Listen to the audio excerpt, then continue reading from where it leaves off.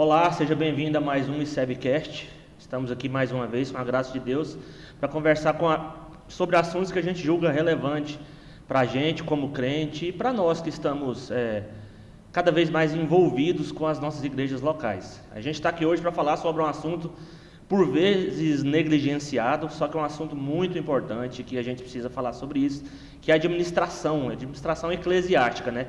Algo bem importante, até porque as pessoas pensam que as igrejas não precisam ser administradas, mas elas precisam ser administradas e bem administradas. E para falar com a gente sobre esse assunto de hoje, nós temos aqui duas pessoas bastante qualificadas.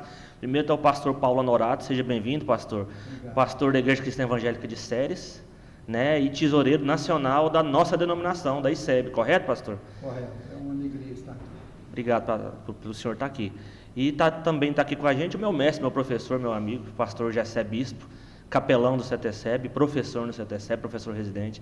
Seja bem-vindo, pastor. Uma honra estar com o senhor e com o pastor Paulo aqui. Obrigado. Então vamos começar? Gente, vamos fazer um bate-papo bem leve aqui. Primeiro eu vou perguntar para o pastor Paulo. Pastor Jessé, o senhor que está mais, pastor Paulo, envolvido nesse tempo agora diretamente com isso. A Bíblia, pastor, trata sobre administração?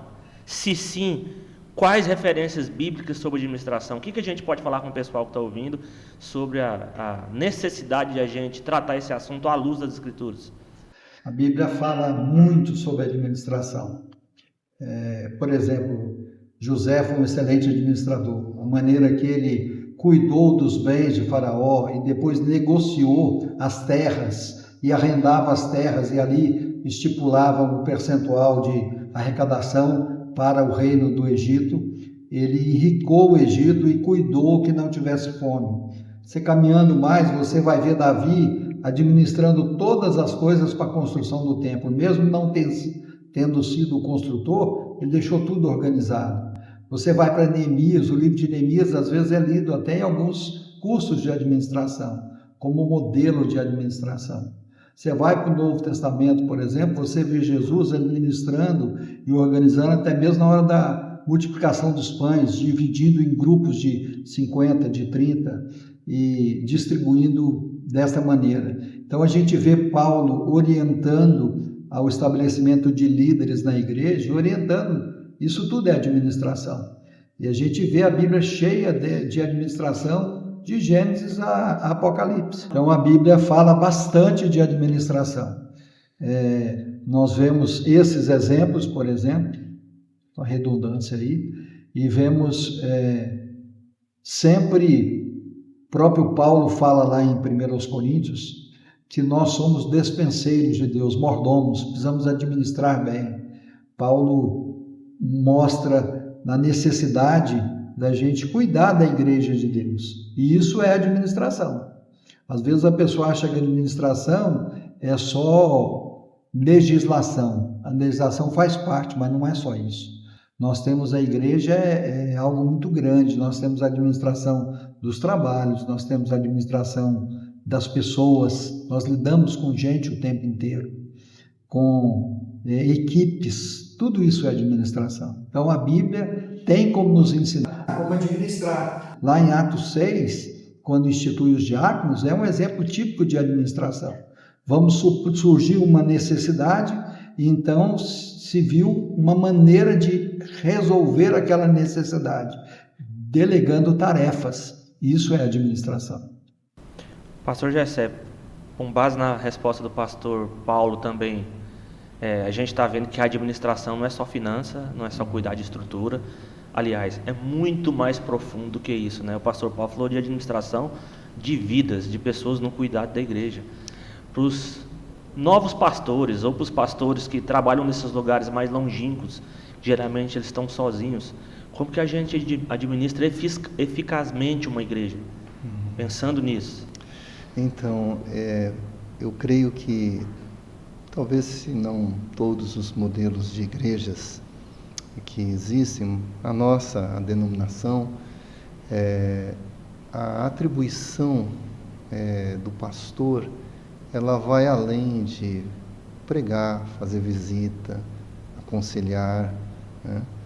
Ela tem essa responsabilidade, né? Então a gente sempre vê a igreja como um organismo, né? Que é esse povo de Deus que a gente cuida, né? Mas, além de organismo, ela também é uma organização que tem um CNPJ, que tem responsabilidades diante do Estado. Então, há leis que a gente precisa cumprir, né? Então, quando falamos de eficácia de um administrador, né, nós precisamos saber, por exemplo, que existe funcionamento para um templo, né? A gente muitas vezes não se dá conta, por exemplo, de um cuidado de uma estrutura patrimonial do templo com relação a acesso a pessoas que têm algum problema físico, segurança como, às vezes, um extintor, portas de saída de emergência, né? Então, tudo isso faz parte, né, do processo da administração. E talvez a gente precisa entender, quando pensamos na nossa vida enquanto pastor, né, porque eu acho que esse assunto tem muito a ver conosco, pastores, né? É que eu preciso entender também do mundo da administração, que muitas vezes eu não pensei que eu precisasse trabalhar com ele, mas isso é muito importante, né? E aí eu acho que o administrador ele tem que ter algumas qualificações importantes, né? Primeiro, ele precisa ter conhecimento de leis, ele tem que ter conhecimento, né? Nós conhecemos pastores que, às vezes, ele teve problemas financeiros na estrutura da própria igreja, porque talvez alguém que está fazendo a tesouraria da igreja tenha problemas de caráter, está fazendo coisas erradas, e se ele não tem uma boa gestão, a igreja pode ter problemas e pode ser lesada, né, financeiramente, né? Então, tem que ter conhecimento desse funcionamento da igreja, né? Tem que ter conhecimento das estruturas denominacional, que são as nossas lideranças, como é que a gente se reporta, qual que é a nossa relação com uma igreja local e essa liderança. Então, esse conhecimento, né, ele tem que ter competência, porque tem coisas que eu acho que esse é um dos grandes desafios que a gente precisa considerar quando se falamos de administração. Eu acho que um administrador ele precisa ter uma clareza, por exemplo, planejamento. Ele tem que chamar para um planejamento anual, ver como isso está funcionando, trabalhar com uma agenda. A igreja tem que ter uma agenda. A gente não pode ficar nessa, puxa, semana que vem vai ser o aniversário da igreja, vamos convidar alguém para pregar no aniversário da igreja, e depois chega na hora do aniversário, vai procurar o tesoureiro para saber se tem uma oferta para. Então, tudo isso faz parte da administração, né? Então, é a competência para poder perceber quem é qualificado, quem pode fazer essas coisas, né? Por exemplo, quando a gente fala da tesouraria da igreja, hoje a gente vai para uma assembleia, vota e muitas vezes não faz algumas avaliações preliminares com relação ao tesoureiro. Às vezes a gente vai ver que tem um tesoureiro que ele nem dizimista é. E talvez alguns deles, por não fazer esse trabalho cuidadoso, talvez ele tenha até problemas financeiros, tem dívidas, tem nome sujo, e ele é tesoureiro da igreja, vai abrir. Ele não é padrão. Não é padrão. Então, o administrador, nós, enquanto pastores, cuidando da administração da igreja, nós precisamos ter essa competência para poder fazer essas avaliações e, né, poder, né? E uma outra coisa que nós precisamos ainda dentro do mundo como administrador é avaliar o nosso caráter enquanto administrador, né? Então, por exemplo, nós podemos, sem critério, fazer um investimento que talvez não fosse correto para a gente estar fazendo, pela igreja, por alguma atividade, né? Então a gente tem que ter muita consciência de que nós somos administradores de uma igreja que não é nossa, é de Deus. A gente é funcionário. A gente é um funcionário. Talvez seja muito importante a gente lembrar que o pastor não administra sozinho. Ele tem que detectar as pessoas qualificadas e colocar cada um no seu lugar. Por exemplo, no exemplo do tesoureiro, não basta ele ser honesto, não basta ele ser um bom caráter, um bom pagador. Ele precisa ter noção de finanças, saber lidar com números, ele precisa saber apresentar relatórios, ele precisa saber pensar, porque às vezes cabe a ele mostrar que determinados recursos estão sendo gastos em coisas supérfluas e deixando de fazer coisas melhores. Não é que ele decida isso, mas ele tem que ter visão para poder aclarar isso. Então, talvez uma das principais coisas seja essa noção geral e a capacidade de perceber, se for preciso encaminhar para treinamento essas pessoas e delegar atividades, porque você não dá conta de fazer tudo. O pastor não vai ser o tesoureiro da igreja, mas ele também não pode se omitir, ele tem que ter uma noção disso, ele tem que saber como é que os recursos estão sendo gastos, porque diante dos nossos documentos ele é o responsável. Então ele precisa saber, essa delegação é extremamente importante, e você não pode delegar para qualquer um. Então não basta levar para a Assembleia um nome, você precisa fazer essa avaliação antes, porque às vezes você tem um irmão, uma pessoa para determinada função, que ele tem boas virtudes, é um bom caráter, é um bom cristão, mas não tem as qualificações para aquela função. Então ele vai sofrer naquela função, não vai conseguir atender a necessidade, porque lhe falta competência para isso, nessa área, mas ele pode ser muito bem útil em outra área. E esse talvez seja um dos maiores gargalos que nós temos na administração. O pastor Gessé falou que a administração, então, vai muito mais além disso. Primeiro, eu entendi que eu tenho que ser um bom administrador da minha própria vida, do meu caráter. Isso, né? O pastor Gessé falou disso. Isso. E aí, pastor, hipoteticamente, eu quero ser um plantador de igreja, um pastor plantador. Agora eu passo para o pastor Gessé porque ele foi um pastor plantador e ele pode dar o exemplo na prática. E aí eu estou saindo do seminário, todo empolgado, eu quero plantar a igreja. E quando eu vou mexer com tudo isso, eu vou descobrir que eu preciso de documentação, eu preciso de uma série de coisas. Como é que eu procedo em relação a isso, pastor Paulo? Porque o que é instituição? O que é a igreja diante da legislação brasileira? O que um pastor precisa fazer pensando nisso? Porque eu não posso pensar apenas na parte espiritual, eu tenho que pensar num todo. Por onde eu começo, pastor? O pastor precisa, nesse caso, buscar conhecimento, buscar conhecer o que é isso. Por exemplo, a igreja, do ponto de vista legal, ela é uma instituição. Ela tem um documento que rege. Por exemplo, nós, como pessoa física, temos um cadastro de pessoa física junto à Receita Federal. Sem ele, nós não fazemos compra, nós não podemos ter uma escritura, nós praticamente não existimos. Uma instituição, e no caso uma igreja, sem um cadastro nacional de pessoa jurídica, então legalmente ela passa a ser uma pessoa jurídica, ela não existe. Para se registrar um CNPJ, um cadastro nacional de pessoa jurídica, você vai precisar ter um estatuto, que seria a constituição desta igreja. Então, nessa área, a pessoa vai ter que buscar informações na denominação, com pessoas mais experientes, com as exigências de cada município. Quando você pensa, por exemplo, eu tive em Curitiba e tive no Paraná um tempo atrás, eu não sei se ainda é assim, mas lá era o seguinte, para você conseguir um alvará de funcionamento de igreja de 100 metros, você tinha que ter pelo menos 100 metros de área para estacionamento, senão você não conseguia. Isso é muito municipal. Então, cada município existe umas determinadas legislações que você não precisa dominá-las, mas você precisa conhecer e saber onde procurar. Uma igreja não pode ser construída hoje de qualquer maneira como era antigamente.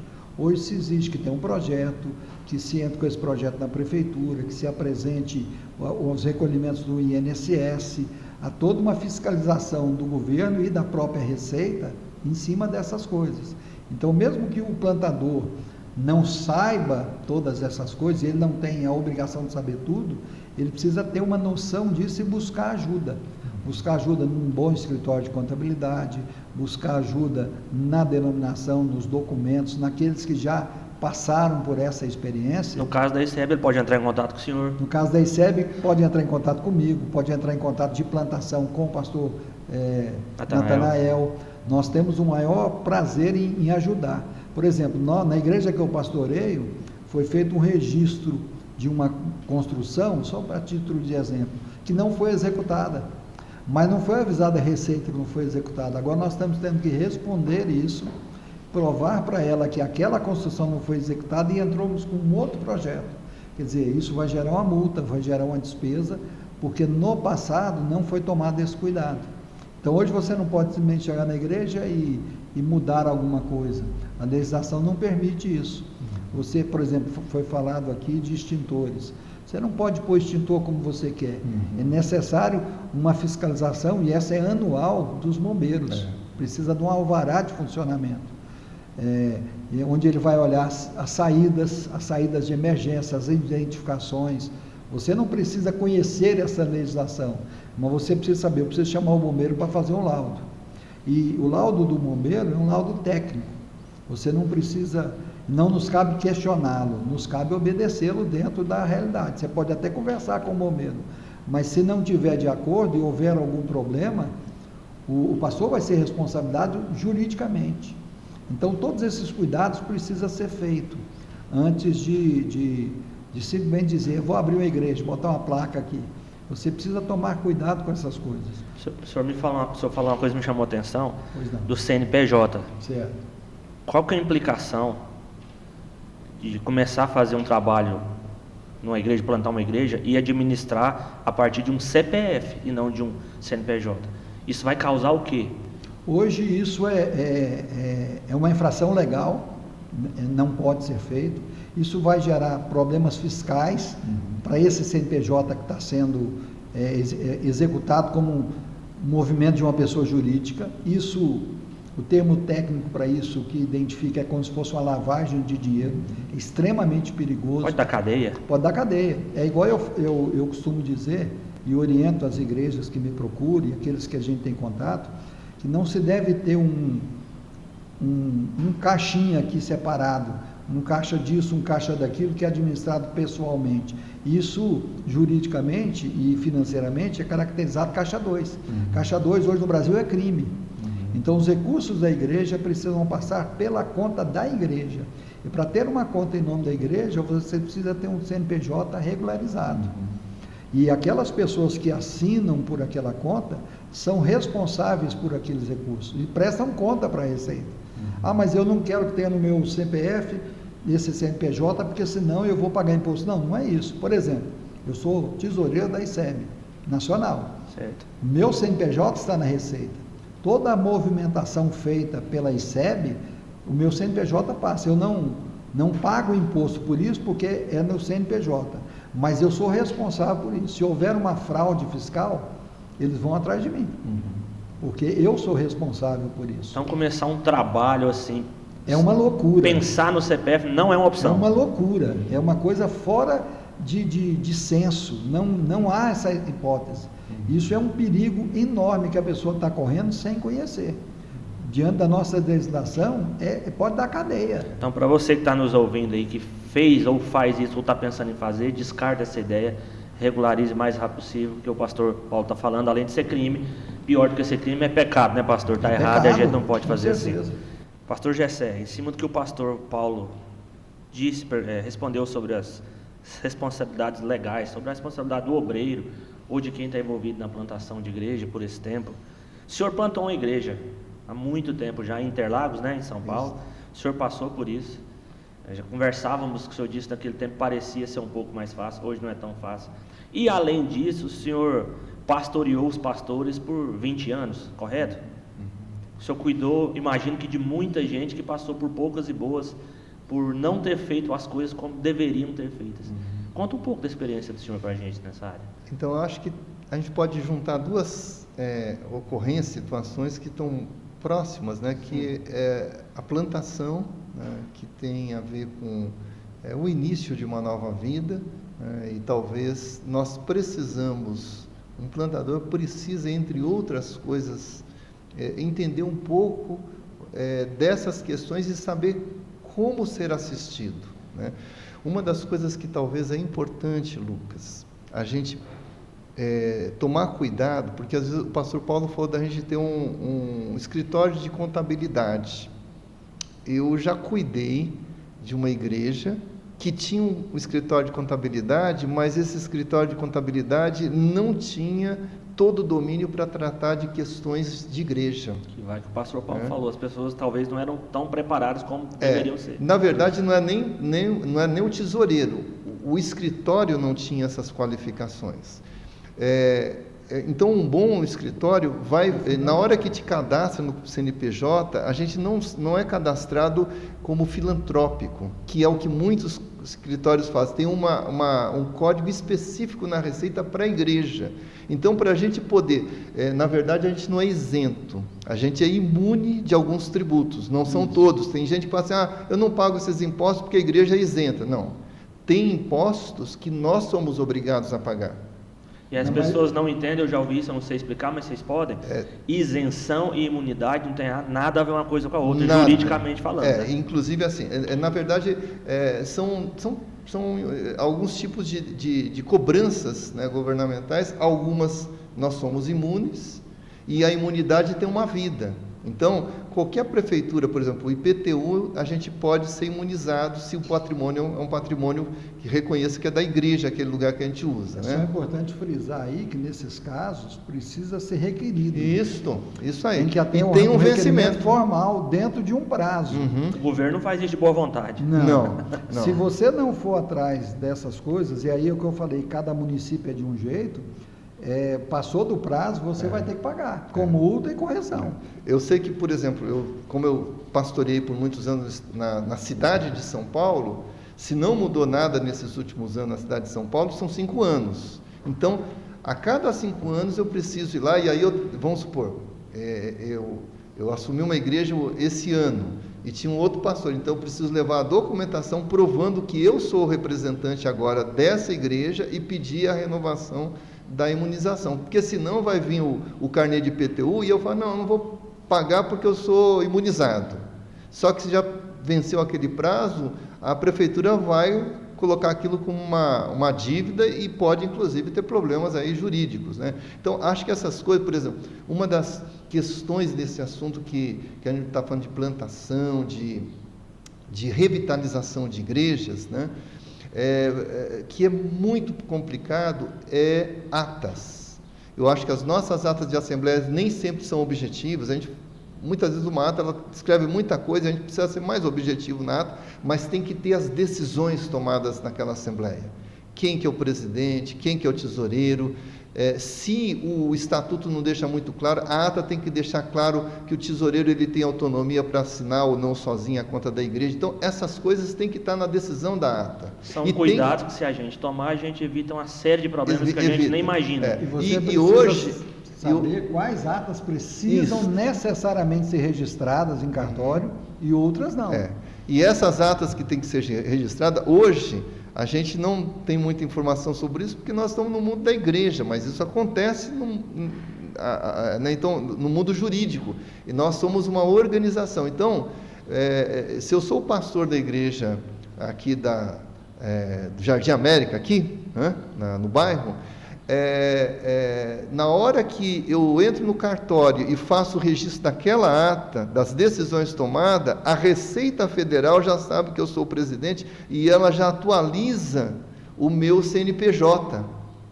Então, quando você deixa de registrar uma ata, pode acontecer problemas seríssimos. Tem igrejas, uma das igrejas que eu tive um trabalho de revitalização uns 12, 15 anos atrás, ela já estava há 40 anos sem registro de atas. Os pastores que tinham, alguns deles já tinham morrido. O pastor que estava no CNPJ da igreja tinha morrido. É um processo complicadíssimo. Dependendo do município que você está, o cartório pode dar um pouquinho mais de flexibilidade, mas esse caso foi em São Paulo. Nós tivemos que entrar com mandato judicial, nós tivemos um processo de quase 5 anos para poder dizer, agora o presidente é esse aqui, porque o cartório não fala, não, eu quero ver a ata de 39 anos atrás, 38 anos atrás, 37, não tinha, e nem existia, entendeu? Então, chega uma hora que pode acontecer assim, acho que é melhor a gente tacar fogo nesse terreno e comprar outra coisa, porque é muito complicado, e destruir esse CNPJ, de tão complicado que é, porque não tratou durante os anos do registro de ata, de todos os procedimentos. Nós não podemos fazer isso. O CNPJ aberto, ele precisa ser regularizado para ser baixado. Sim. Mas, por exemplo, eu já pastorei uma igreja que a conta foi bloqueada, porque a ata da eleição da diretoria não tinha sido registrada. E o banco tem as datas dele lá, venceu, bloqueou e a conta ficou bloqueada. E o banco também tem que prestar conta. Tem que prestar conta. E aí, depois que fizemos isso, eu fui rever toda a documentação da igreja, e descobri que tinha 5 anos que não prestava conta para a Receita. Foi outro bloqueio. Então, apesar de você, muitas vezes, não ter uma grande movimentação, não vai gerar um encargo, um tributo para se pagar, mas hoje você presta conta de tudo. Agora, no ano de 2020 ou 2021, mudou-se alguma coisa, que hoje, por exemplo, o pastor, mesmo ele não sendo empregado da igreja, as suas informações têm que ser informadas num documento específico. E aí um escritório de contabilidade que não é habilitado na realidade de uma organização religiosa não sabe desses detalhes. E isso hoje gera problemas graves. Pastor, então para quem que a igreja tem que prestar conta, pensando? E a gente falou do banco prestar conta ali, ou prestar conta ali, mas a igreja como instituição, eu tenho que prestar conta para quem? Em primeiro lugar, é para você prestar conta para Deus. Certo. Depois para os seus membros. A igreja precisa prestar conta. Ela precisa prestar conta para a Receita Federal. Sempre. Então, tudo que envolve, porque toda a parte financeira, a Receita Federal está de olho. E ela, para funcionar perfeitamente, ela vai ter que ter documentos na Prefeitura, na Receita Federal, documentos que basta estar no cartório, outros não. Hoje você tem o certificado digital, que você precisa renovar de ano em ano ou de 2 em 2 anos, que é um certificado que usa para essas movimentações junto à Receita. Então, tudo isso é uma maneira que o governo fez para controlar melhor essas coisas. Não é nem alguns falam assim, porque o governo quer arrecadar. A questão não é arrecadar ou não arrecadar. A questão é estar legal. Nós temos que prestar conta para a Receita Federal. Todo o nosso movimento financeiro da igreja, das ofertas da viúva, precisam entrar no livro caixa e ser contabilizado por uma pessoa qualificada para isso. Também as despesas. Então, aquela ideia de antigamente, que você pegava um papelzinho e anotava uma despesa, não, isso é para a igreja, não vale mais. A Receita não aceita, tem que ser um documento fiscal adequado. E aí, as pessoas, até por desconhecimento, praticam esse tipo de coisa, mas esquecem que estão cometendo uma ilegalidade. E que são passíveis não só de punição, como estão cometendo um erro, e precisam ser esclarecidas quanto a isso. Devido à própria Receita saber disso, e saber que a maioria das nossas igrejas, por exemplo, são de um movimento financeiro pequeno, elas ainda não estão autuando as menores, mas ela pode autuar a qualquer momento. E denominacionalmente falando, a igreja precisa prestar contas para MEAN, para MEAR? Precisamos prestar conta para MEAR, para MEAN. Isso é mensal.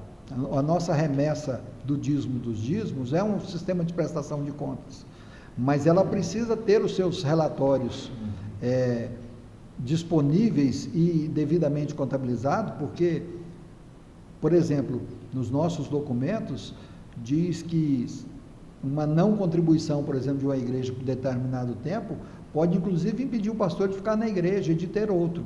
E eu penso que nós precisamos pensar sobre isso e discutir isso até para ampliar, para ver como é que está essa documentação da igreja. Não no sentido punitivo, mas de orientação. E realmente nós não podemos viver como era antigamente. Hoje não se aceita mais isso. Hoje nós estamos na era da informática. Hoje tudo é muito automatizado. Só a título de exemplo, meu pai faleceu, no hospital eu fiz a certidão de óbito dele, porque tinha um cartório. No mesmo dia, a aposentadoria dele foi cancelada, e automaticamente. Hoje o governo tem acesso às nossas informações, e ele checa todas essas informações. Então a igreja vai ali e compra um microfone. O microfone não é um produto tão barato, ele precisa da nota fiscal. Aí a loja emite a nota fiscal, a igreja não usa essa nota fiscal, o governo está vendo isso, e pode começar a levantar, por que não? O que eles estão querendo esconder e não registrar isso? Esse é o grande perigo. Além da aparência do mal, tem todo esse problema fiscal e jurídico. Então é essencial a igreja estar bem documentada, ter um escritório de contabilidade que seja qualificado, acompanhar esses movimentos. Na maioria das nossas igrejas, no nosso estatuto modelo, o pastor é o presidente da igreja. ele precisa estar acompanhando isso, porque ele vai ser cobrado. Sim. Você sai de uma igreja, você precisa, lógico, tudo tem um tempo, mas lembrar que você precisa tirar o seu nome dali, porque tem outra pessoa movimentando aquilo e você, diante da receita, é o responsável. E você pode ser chamado a prestar conta por algo que você não tem mais controle. Então, são atitudes que não são tão complicadas, mas são extremamente importantes de serem tomadas. E precisa buscar conhecimento nessa área.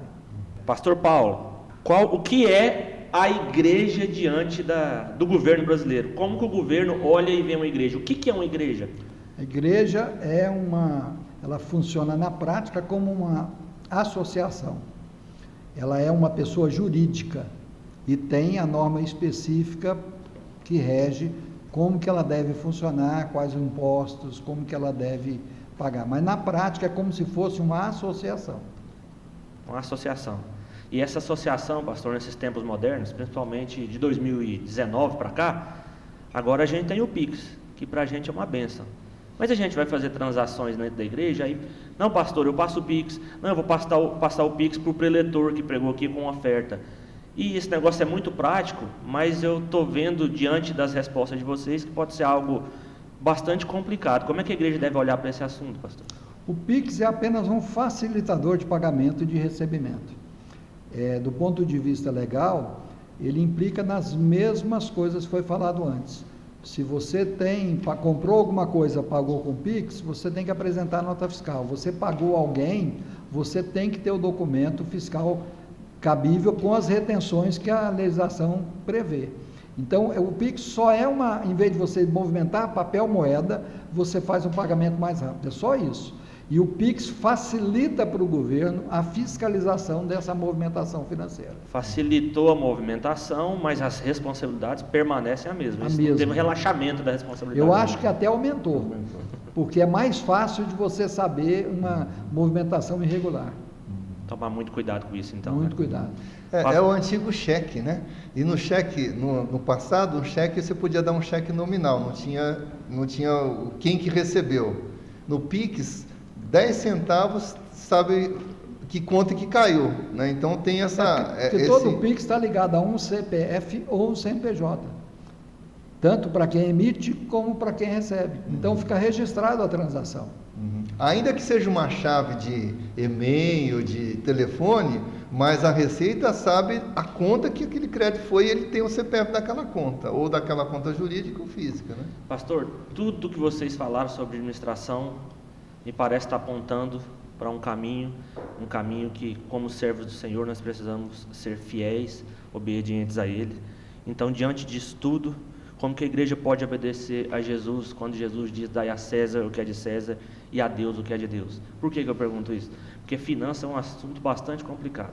Até para o pastor pregar na igreja sobre dízimo, muitas vezes ele está mexendo num vespeiro. E ele tem que mexer no vespeiro, né? Mas muitas vezes, porque finança é uma coisa que agride o coração duro do homem. Então como é que a gente olha para isso, pastor? Dai a Deus o que é de Deus, dai a César o que é de César. Eu acho que a gente tem que ter uma clara compreensão da responsabilidade que nós temos diante de Deus, né? Porque eu penso que muitas vezes a gente justifica o seguinte: a minha igreja é uma igreja pobre, que tem dificuldade inclusive de pagar o meu sustento, né? Então a gente pode fazer algumas coisinhas justificando isso, né? Os fins justificam os meios, né? Diz a ética que você estudou lá com Norman Geisler, né? Que é uma ética pagã. Sim. Né? Então, eu vou deixar de tributar porque ninguém faz isso. Por exemplo, pessoa que limpa a igreja, se você vai cumprir o que é dado para César, o que é de César, Deus, o que é de Deus, você precisa fazer a coisa correta. Pastor, mas eu só pago R$150 por mês, R$600 por semana, 150 por semana, R$600 por mês. É muito pouco. Só que esse valor, se você for fazer corretamente, esse valor vai subir para uns R$800 a R$900, porque você precisa tributar o imposto e o INSS dessa pessoa, e inclusive quando você deixa de fazer isso, você, mas é uma irmã da igreja que faz isso, só que você está inclusive lesando ela, porque ela está não fazendo isso, ela deixa de ter os direitos de um processo de aposentadoria no futuro, né? Então, quando a gente fala de integridade, significa a igreja é pobre, então de 600 vai ficar 800, 900 reais só com o item de limpeza da igreja, mas isso é o que a lei determina, é regra, é o dar a César o que é de César, a Deus o que é de Deus. Então, essas pequenas coisas que a gente normalmente deixa como uma coisa, a gente faz a própria legislação, diante de Deus isso é pecado, né? E nós precisamos ter em mente que nós não temos autonomia para fazer essa legislação. A lei não nos permite agir assim, muito menos a Bíblia. A Bíblia diz que nós temos que ser obedientes, nós temos que ser exemplo, modelo, luz. Nós não podemos simplesmente burlar a legislação com boa vontade. Não funciona. Dar a Deus o que é de Deus e a César o que é de César é ser fiel com as Escrituras e cumprir a legislação vigente. Pastor Paulo, muitas vezes com as minhas ovelhas lá na igreja do Evangelho do Maracanã, eu tenho certeza que com o senhor assim também em séries, com o pastor Gessé quando pastoreou e ainda no seminário, na formação de pastores, existe um ditado maldito que toma conta acho que do imaginário do povo, é que ladrão que rouba ladrão tem 100 anos de perdão. E por isso eu não preciso recolher imposto, porque o governo tem impostos pesados demais, a Bíblia inclusive fala contra isso. Então surgem falas como, o que tem fazer isso? Não tem problema nenhum, o governo está me lesando primeiro. Como que a gente lida, pastor, com essas ovelhas, com o pessoal? Lida com a cultura impregnada nas pessoas, elas estão chegando na igreja, se convertendo, e elas trazem consigo esse tipo de pensamento. Como é que a gente lida? A nossa tarefa, nesse aspecto, ela é muito árdua. Nós precisamos pregar as Escrituras, que exigem de nós uma vida de separação, de santidade. O nosso padrão é um padrão de excelência, é de Cristo. Quem disse isso, dai a César o que é de César e a Deus o que é de Deus, foi Jesus, numa situação de imposto, de um governo extremamente corrupto, que era o governo romano. E ele providenciou para que fosse pago o imposto para ele e para Pedro. Nada diferente do que é hoje. Nada diferente do que é hoje. E às vezes a gente olha imposto e acha muito caro, e é mesmo, mas a gente esquece que José no Egito instituiu 20%. Sim. A gente esquece que a Bíblia, quando trata de dízimo, por exemplo, não é o nosso caso aqui, mas só a tipo de exemplo, que se a pessoa atrasa o dízimo, ela teria que ser multada em 20%. A Bíblia diz isso. Então, nós precisamos pregar as Escrituras com amor, mas com firmeza, e toda a Escritura.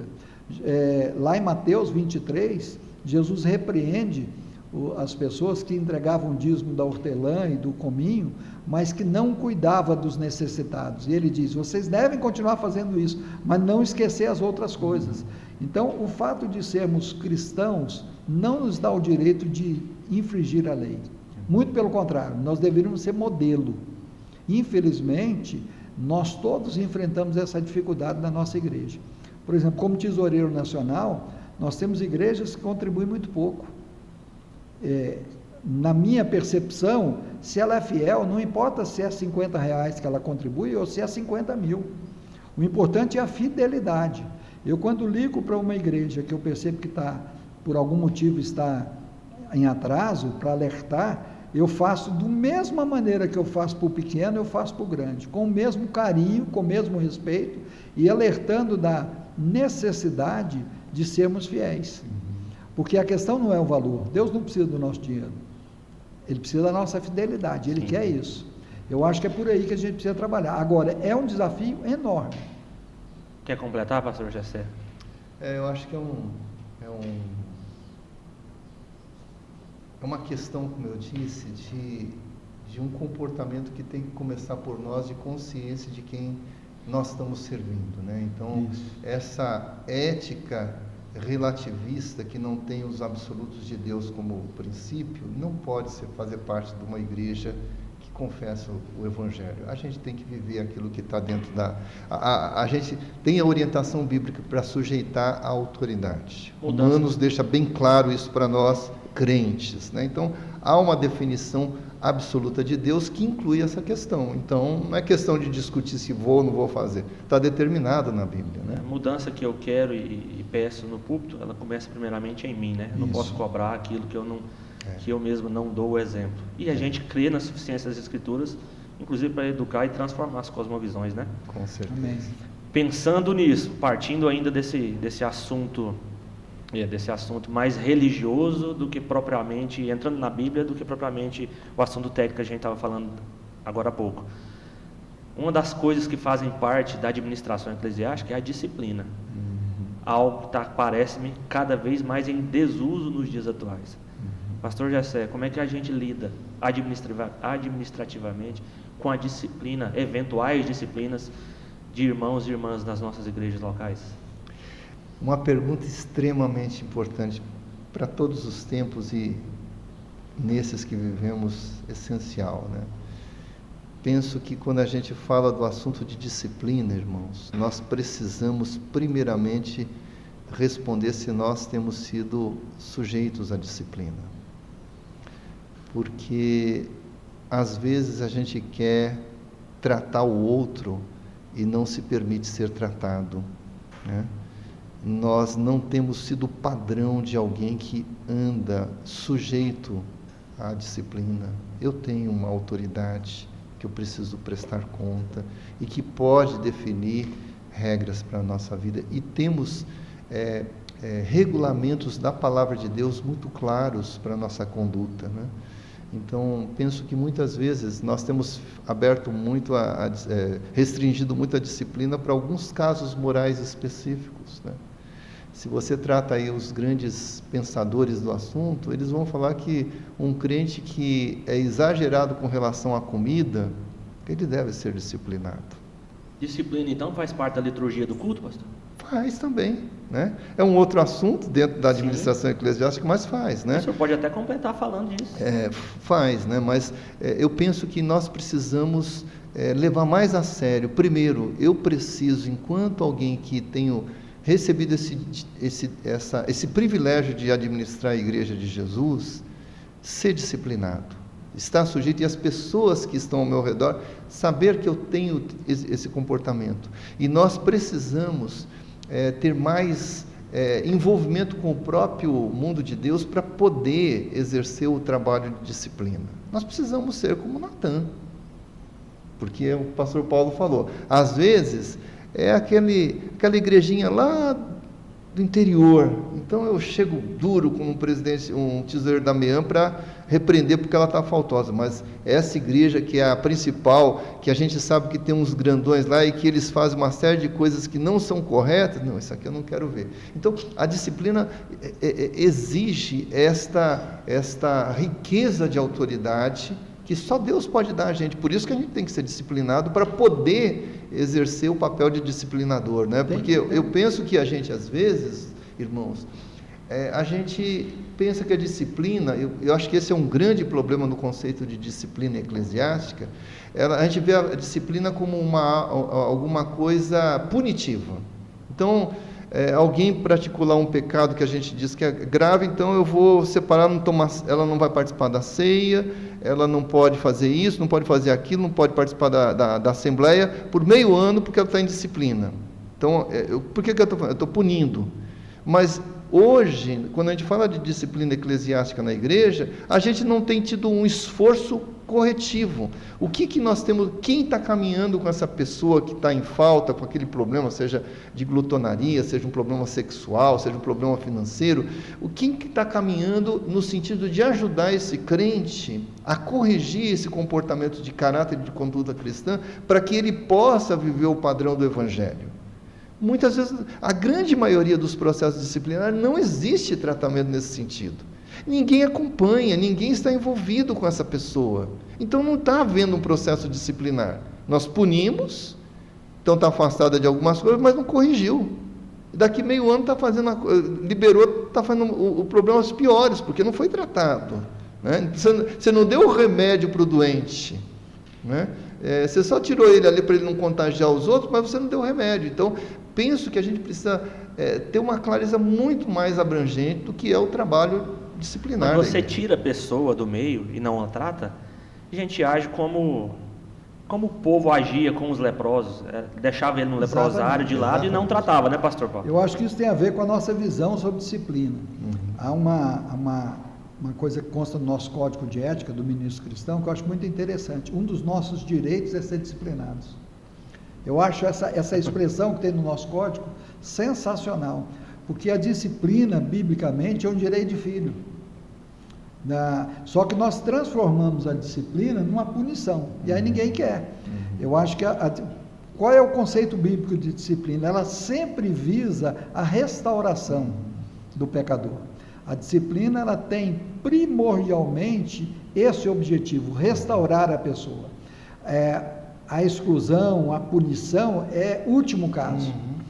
São processos da disciplina, mas o objetivo, e eu acho que essa é a grande questão que a gente precisa entender, e começa com nós, pastores, é que a disciplina visa a restauração. Se eu tenho convicção disso, eu não vou apenas excluir ou punir a pessoa, deixá-la de disciplina, eu vou acompanhá-la, ou vou colocar alguém para acompanhar, visando essa restauração. Isso é administrar a situação. Administrar a situação. Fora disso não é disciplina, é só punição. E nós precisamos administrar isso. Agora, é trabalhoso, porque nós temos que também ter o cuidado de não expor as pessoas. Então, muitos casos de disciplina podem e devem ser tratados mais reservadamente. Não é esconder o pecado, não é isso. Mas algumas coisas não precisam ser expostas para que a pessoa seja restaurada. E a visão tem que ser essa. Disciplina implica em restauração. E administrar isso no dia de hoje é muito difícil. Mas precisa voltar a ser feito por nós. Certo. Agora, acho que é importante, o pastor Paulo tem muita razão desse cuidado com alguém que a gente está tratando de um problema de caráter, do respeito que a gente tem que ter com essa pessoa. Mas nós não podemos perder a visão do que Deus quer no processo disciplinar, né? Eu não sei se vocês sabem, né, mas parece que a grande problemática ali no templo, quando Jesus corrige os cambistas, é porque eles perderam a visão do que é o processo disciplinar. Porque o processo disciplinar requeria que eu pratiquei um pecado, eu tinha que vir com o bicho lá da fazenda, e todo mundo fala, olha, pela gravidade do problema do bicho lá, o pecado é grande. Então, esse rito da confissão, que é um dos elementos na liturgia de culto que não existe mais hoje, é confissão de pecados. Então, essa confissão pública, sempre é apropriado que, nesse cuidado com o faltante, ele possa ser convencido de que ele deve confessar aquilo. É humilhante? É humilhante, mas ele tem que fazer essa confissão, ele deve fazer essa confissão. O pecado de Davi. Davi é o homem segundo o coração de Deus. Mas Deus deixou público, nós sabemos o que aconteceu com Davi. Né? Então hoje a gente fica com isso, isso aqui vai expor, porque é um pastor, porque é um presbítero e tal, mas deve ser. E hoje, uma das coisas muito preciosas que a gente vê em bairros onde tem uma igreja que trata esse assunto de maneira amorosa, porque não é um assunto para tratar de uma forma legalista, amorosa, mas com temor a Deus, mas com seriedade do Evangelho, é que as pessoas do bairro falam assim, nessa igreja, a igreja leva as questões morais dos crentes a séria, porque a gente percebe lá que alguém deu calote lá e ele é tratado na igreja. Então, o próprio Evangelho tem credibilidade quando é público esse cuidado das pessoas faltantes, dos crentes faltantes, né? Então, acho que isso é uma das coisas que nós temos perdido hoje. A gente vê essa igreja e fala, ninguém faz nada. Às vezes em igreja, né? Isso aí o pessoal faz essas coisas erradas aqui, todo mundo faz de conta que não viu. Então, nós banalizamos aquilo que Deus não nos deu autonomia de banalizar. Se a gente falou do assunto anterior com relação a leis, a impostos, que nós não devemos... Esse é um assunto ainda mais relevante, porque é o testemunho da vida dos crentes para a sociedade, que muitas vezes nós estamos deixando como uma coisa que não tem tanto valor, né? Isso ficou claro, e nesse assunto aqui surgiu liturgia na fala de vocês. E o que a gente vê hoje é muita desorganização, acho que de um modo geral, e muito pouco investimento na ordem litúrgica do culto, como a gente lida com o culto. O senhor chegou recente à igreja de Séries, não tem muito tempo que o senhor está lá. Quais são os desafios para um pastor que chega recentemente na igreja, pastor? Quando a gente olha para a liturgia do culto, eu não sei como é que era ou como é que é a igreja de Séries, mas acho que o senhor pode falar um pouco para a gente sobre isso, sobre o cuidado que o obreiro tem que ter com a liturgia do culto, como que a gente administra isso de maneira bíblica. Nós precisamos ter muito cuidado com essas coisas. Uma sugestão que eu dou para os irmãos, para os obreiros, é que toda mudança, inclusive litúrgica, ela precisa ser cautelosa, no tempo certo, trabalhando, ensinando, corrigindo uma coisa aqui, outra ali, de maneira que esse ensino seja absorvido pelas pessoas. Essa questão da liturgia ela é muito séria, porque hoje praticamente não existe liturgia, cada um faz o que quer. E uma das coisas que a gente precisa é mostrar nas Escrituras que não é assim. Deus não aceita o culto de qualquer maneira. Ele especificou detalhadamente como que ele quer. Eu fico admirado quando leio lá o Pentateuco, principalmente Levítico, a especificação de cada sacrifício, de cada detalhe que o nosso Deus é um Deus detalhista, é um Deus perfeito. Então nós não podemos simplesmente fazer do jeito que eu gosto. Eu acho que passa pelo entendimento que o culto é para Deus, não é para mim. Eu me beneficio com o culto, é verdade, mas o meu objetivo ali não é benefício, é cultuar a Deus. Então, enquanto o culto está voltado para agradar as pessoas, nós vamos ter uma liturgia deficiente. Quando nós entendemos que o culto é para agradar a Deus, nós temos que buscar nas Escrituras o modelo de culto que agrada a Deus. Por exemplo, na maioria dos nossos cultos hoje, a leitura bíblica é muito pouca, quase que só na hora da mensagem. E quando você ler as Escrituras, você vê que era algo que permeava todo o culto. Aliás, o maior livro da Bíblia, os Salmos, são cânticos que são palavras de Deus e que muitas vezes eram lidos, e antigamente era lido. O pastor Gessé falou aqui da falta e da ausência de confissão de pecados. Parece até que nós não pecamos mais. Quando você fala, olha, nós somos pecadores e nós precisamos pedir perdão, as pessoas olham para você quase que achando que você é um extraterrestre. E nós somos. O que tem a ver isso? Nós perdemos a percepção de quem é Deus. E com o movimento gospel, se perdeu essa reverência. Então você vai na igreja para ser abençoado e para renovar as suas forças. Alguém até usa assim aquele exemplo de uma bateria. Você vai lá e esquenta a bateria para aguentar a semana. Você vai para consumir, não para oferecer. E é exatamente o contrário. Biblicamente você não vê nenhum culto em que as pessoas vão para consumir. Elas vão para oferecer um culto a Deus, para oferecer um sacrifício. Chega no Novo Testamento, diz que o sacrifício é o nosso culto racional. Então nós devemos ensinar as Escrituras e ensinar isso para o povo, que o que se diz por aí não é o que a Bíblia ensina. Nós não vamos conseguir consertar a liturgia do culto sem primeiro consertarmos a visão que nós temos de Deus. Quando Isaías olha, tem aquela visão no capítulo 6, ele diz: eu vi o Senhor assentado no alto sublime trono, e ele então se percebe o seu pecado, percebe a sua insignificância, e ele busca então o perdão de Deus, e Deus o purifica para que ele possa cultuá-lo e prestar o seu ministério. E essa percepção nós temos que ter. O culto é para Deus. Então os cânticos não é porque agrada aos ouvidos ou agrada o meu coração, é para adorar a Deus.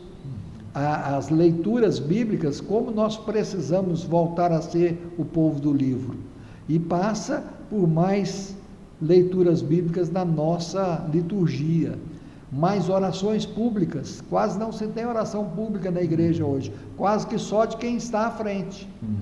E nós, igreja, precisamos aprender a orar. E orar é uma coisa que você só aprende praticando. E nós precisamos, assim como nós precisamos voltar a ter o culto congregacional, o canto congregacional que todos participam, e não um show lá na frente, nós precisamos que todos orem. Então nós precisamos voltar a esses princípios e voltar para as Escrituras. O culto é para Deus, como Deus quer ser adorado. Então vamos ver aqui nas Escrituras. Pastor Jessé, o pastor Então, Paulo falou de um ponto de vista de um pastor da igreja local. O senhor tem esse ponto de vista porque o senhor foi pastor de igreja local há muito tempo. Agora o senhor é pastor de quase pastores. O senhor foi pastor dos pastores, pastor de ovelhas, e agora o senhor é pastor de ovelhas que estão almejando o ministério. É um pouco diferente. E lá no CETESEB, apesar de não ser uma igreja, o povo de Deus se reúne toda semana para cultuar. Como que o senhor tem ensinado e buscado administrar a liturgia do culto num local em que não é propriamente uma igreja, mas que o povo se reúne para cultuar nos mesmos moldes da igreja? É nos mesmos moldes da igreja? Como é que funciona? Então, enquanto diretor do DM, era uma preocupação constante. Então, os que participaram dos retiros que eu fazia de 2 em 2 anos nacional, eu fazia questão de ter uma liturgia cristã evangélica, uma liturgia que tem um começo, um meio, um fim, com esse elemento central. Deus tem que ser o centro desse culto, a palavra dele tem que ser aquela que fala no culto, né? Então, tinha já um modelo, eu apliquei muito nos retiros, cantarmos hinos que nós perdemos, nós não cantamos mais hinos, e muitos pastores que reclamavam, mas isso aqui é uma coisa que não existe mais. Quando eu trazia os hinos para os cultos de retiro, muitos pastores falavam, nossa, mas que hino lindo, eu não sabia que os salmos e hinos tinham hinos tão ricos, tão cheios de conteúdo. Então, acho que nós precisamos ter esse culto que tem essa riqueza, né? De cânticos, né? Com uma boa teologia, Bíblia, né? Orações congregacionais, né? E uma das coisas que nós precisamos tomar cuidado, irmãos, é porque hoje nós temos tido uma saída de crentes das nossas igrejas voltando para o catolicismo. Eu tenho pelo menos 2 casos que eu conheço deste ano, de pessoas amigos meus, de crentes de igreja, que alguém da família voltou pedindo oração por esse sobrinho, 2 sobrinhos, né? Um de cada um deles, que voltou para o catolicismo. A pergunta que quem tem feito isso tem questionado esses ex-crentes. Por que foi? A razão é uma liturgia sem pé nem cabeça que nós temos tido. Para você ter uma ideia, quando eu era diretor do DM, eu fui pregar num culto de ordenação de um pastor, numa determinada igreja. O culto era para começar às 7 horas, começou 20 para as 8.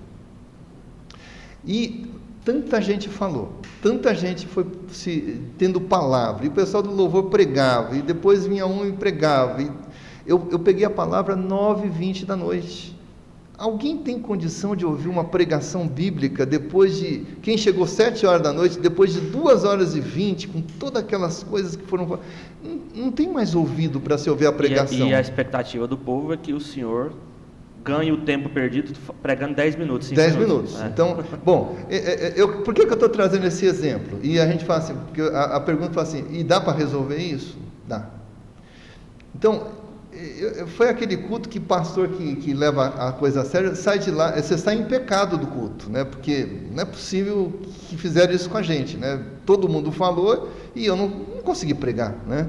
Porque não tinha mais condição de ouvir, depois eu tinha que fazer ainda a cerimônia da ordenação e tudo mais. Ele não era o pastor da igreja, ele era um missionário, pertencia àquela igreja, o culto era de ordenação, que ele ia para o campo missionário, que ele era pastor. Uns 5 anos depois, havia agora o pastor sim, daquela igreja, né? Ele assumiu, ficou lá um período lá interino e depois ele foi eleito.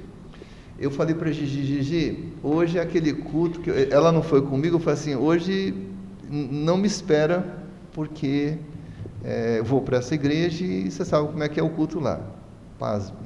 7 horas certinho começou o culto, 7h20 eu recebi a palavra, 8h35 o culto tinha terminado, com tudo. O que fez? Esse pastor, ele quando recebeu a responsabilidade da igreja, é aquilo que a gente falou, ele começou a fazer algumas medidas rápidas com a igreja, de coisas que precisavam ser corrigidas, e ele, entre as coisas, ele conseguiu acertar essa questão da liturgia do culto. Então, por isso que eu digo, uma igreja, mesmo que esteja desconfigurada disso, se você levar isso a sério, você pode fazer isso. Então, para você que é pastor, você precisa ter entendimento que você é responsável pela liturgia do culto da sua igreja. Então, você precisa saber quais os hinos que vão cantar o pessoal do louvor. Se é um hino novo, você precisa saber qual o conteúdo da letra desse cântico. Então, esses detalhes da liturgia não pode ficar solto com o dirigente do culto, com o pessoal do louvor. Você tem responsabilidade sobre aquilo. E, inclusive, não, o pessoal lá tem um temperamento, eu não posso ficar restringido. Você tem que definir.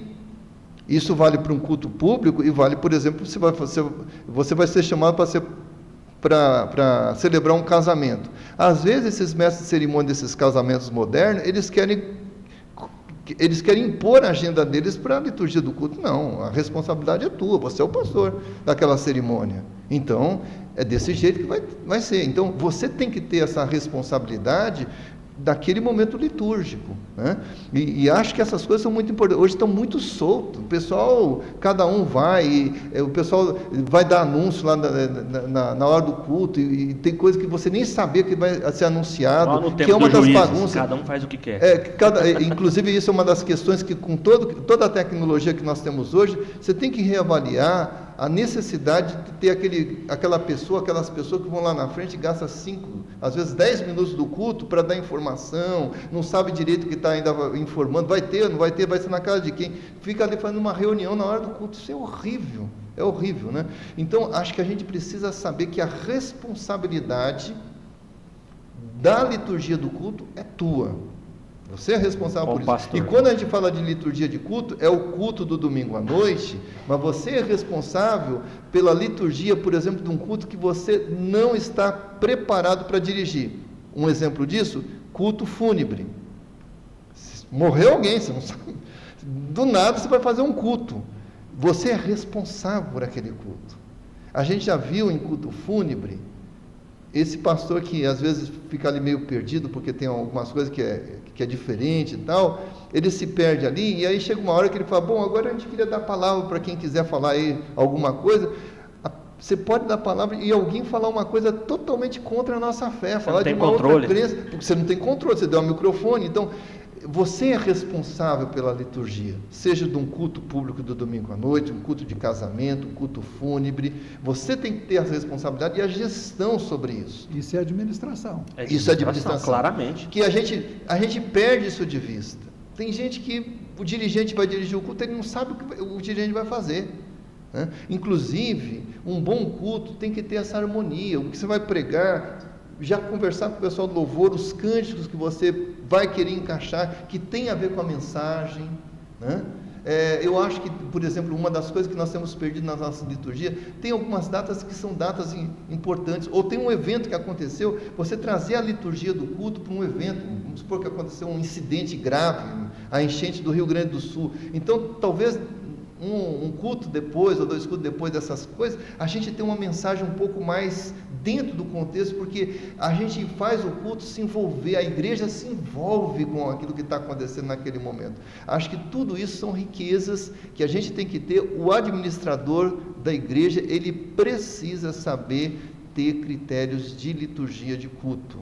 Né? Eu acho que hoje nós temos um padrão, mas nós perdemos completamente. Cada igreja parece que está fazendo como o Dia dos Juízes, tem uma liturgia diferente, né? Nós precisamos resgatar um padrão icebiano, e para mim muito próximo de uma liturgia mais próxima da fé conservadora, da fé bíblica, né? Pastor Paulo e Pastor Gessé, eu vou fazer uma última pergunta, e a mesma pergunta para vocês dois. Tudo que vocês falaram, tudo é administração. Administração da igreja, administração do culto, na hora de disciplinar. Esse assunto é amplo, a gente nunca mais ia sair daqui se a gente entrar só nisso. Mas eu acho que uma coisa que a gente não respondeu objetivamente, até porque eu não perguntei, guardei por último, e a administração da vida do pastor, não da vida, só vida no lar, mas da vida do pastor. Ele precisa, me parece, ter agenda e planejamento, para que ele consiga cumprir tudo isso que vocês disseram para a gente. Eu vou começar com o senhor, pastor Paulo. Qual é a importância do pastor ter uma agenda e um planejamento? Ele precisa fazer isso semanalmente, mensalmente, anualmente, ou mais do que isso? Como funciona isso? É fundamental. Eu acredito que você deve ter um planejamento anual, um mensal e um semanal. E não podemos esquecer que nesse planejamento, nessa agenda, nessa administração, você precisa ter tempo a sós com Deus. Não apenas para preparar um sermão, não apenas para preparar um estudo bíblico, mas é você e Deus. Naquele momento você é um servo de Deus que precisa se alimentar. Isso precisa ser diário. Momento de qualidade para a oração pelos seus, pelas ovelhas que Deus tem te confiado. Porque uma das grandes questões que às vezes a gente não administra e não planeja é porque nós temos na mente erradamente que a igreja é nossa. Eu não sou dono da igreja, eu não morri por ninguém. Eu no máximo estou ali pela graça e a misericórdia de Deus. E eu só vou conseguir ser um bom pastor se eu tiver uma vida organizada, planejada e disciplinada diante de Deus. Uma coisa boa e uma sugestão boa, você tem um planejamento de mensagens, pensando na prática porque nós enfrentamos um dilema, o que eu vou pregar? Se você tem um planejamento, você vem orando por aquilo, Deus já vai te falando, não precisa ser um planejamento engessado, porque surgem os imprevistos, um velório, você é obrigado a interromper aquele planejamento, muitas vezes. Situação excepcional. Uma situação excepcional, mas você precisa ter um planejamento. Então, por exemplo, eu me levanto normalmente 5 horas da manhã para ter o meu momento com Deus.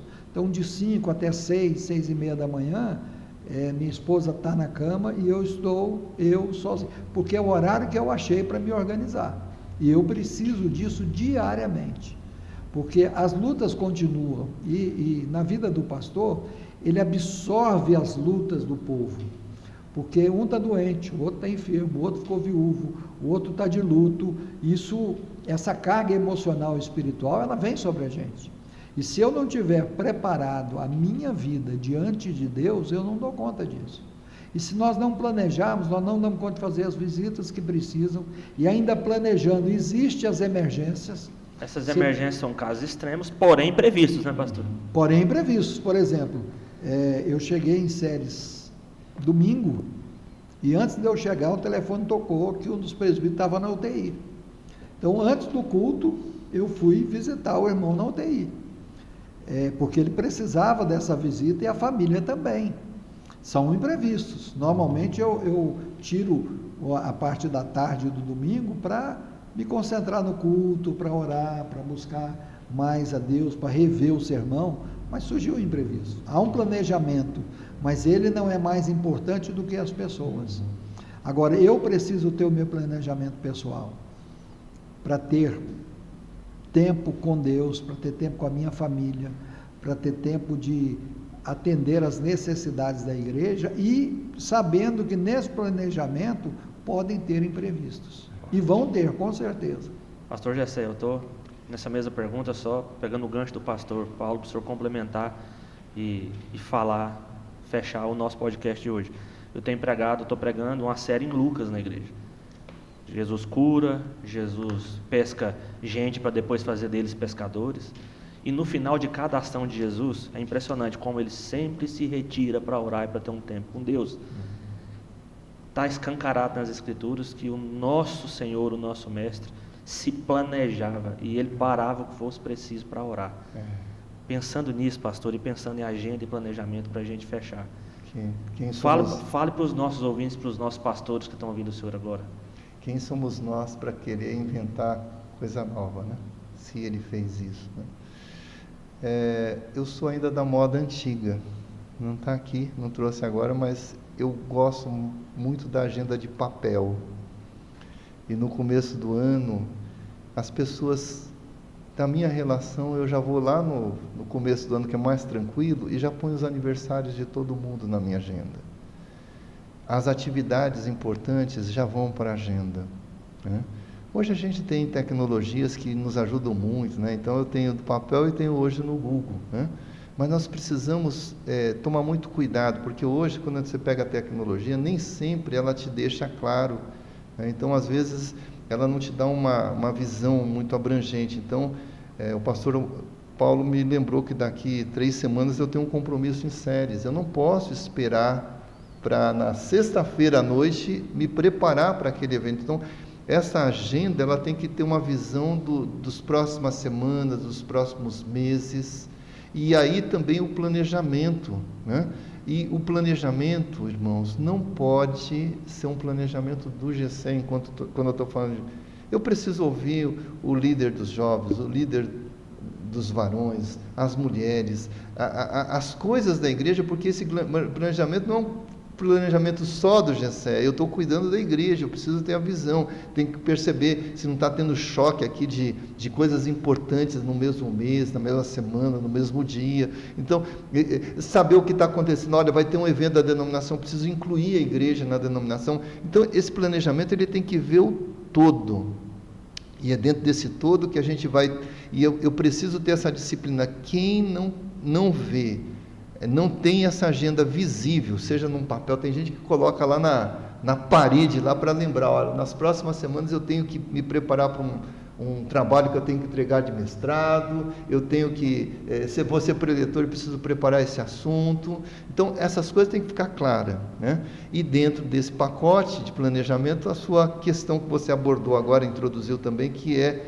a pregação expositiva, que eu acho que para mim é um caminho muito importante para o pastor. E eu digo que quem faz pregação expositiva jamais vai dizer assim, olha, eu já estou aqui há 12 anos na igreja, eu não tenho mais o que pregar.